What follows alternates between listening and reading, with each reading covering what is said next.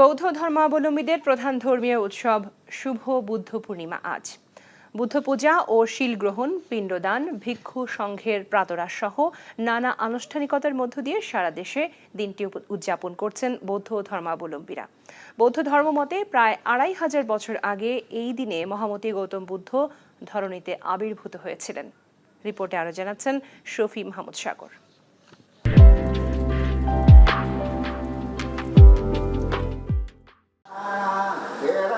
শাস্ত্রমতে প্রায় ২৫০০ বছর আগে পৃথিবী যখন অনাচার, অবিচার আর পাপে পূর্ণ, তখন সত্যের সন্ধানে ঘর ছেড়েছিলেন মহামতি গৌতম বুদ্ধ।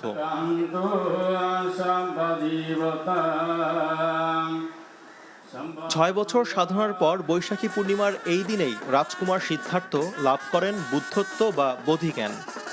তবে শুধু বোধি লাভই নয়, এই দিনেই পৃথিবীতে আবির্ভাব ও মহাপ্রয়াণ হয়েছিল মহামতি বুদ্ধের।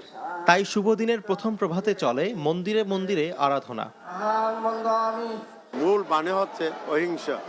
অহিংসা যদি বিশ্বের মধ্যে পরিহার করা হয়, তাহলে হিংসা, দেশ, মোহ, হানাহানি পরিহার হবে এবং তথাগত বুদ্ধের শান্তির বাণী বর্ষিত হবে। দিনটিতে তাই বুদ্ধের আরাধনা, ভিক্ষু সংঘের পিণ্ডদান, প্রদীপ প্রজ্বলন আর শিল গ্রহণ সহ নানা আয়োজন বুদ্ধের অনুসারীদের। এই দিনে আমরা সাধারণত সকালবেলা উঠে বাসায় যে আমাদের মন্দির আছে, বুদ্ধ মন্দির, সেখানে পূজা দিই, পঞ্চশীল প্রার্থনা করি এবং জগতের সকাল জন্য প্রার্থনা করি। মদ্যপান থেকে বিরত থাকা, আপনার মিথ্যা কথা বলা থেকে বিরত থাকা, প্রাণী হত্যা করা থেকে বিরত থাকা, এইগুলো হচ্ছে আমাদের বুদ্ধের বাণী।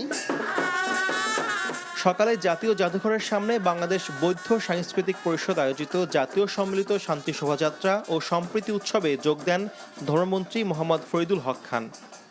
আহ্বান জানান বুদ্ধের জীবনাদর্শন থেকে শিক্ষা নিয়ে শান্তিপূর্ণ সমাজ নির্মাণের।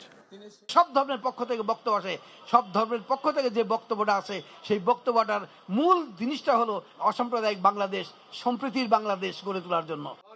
বুদ্ধ পূর্ণিমা উপলক্ষে রাজধানীর মন্দিরগুলো পরিদর্শন করেন পুলিশের মহাপরিদর্শক। শফি মাহমুদ সাগর, এনটিভি নিউজ, ঢাকা।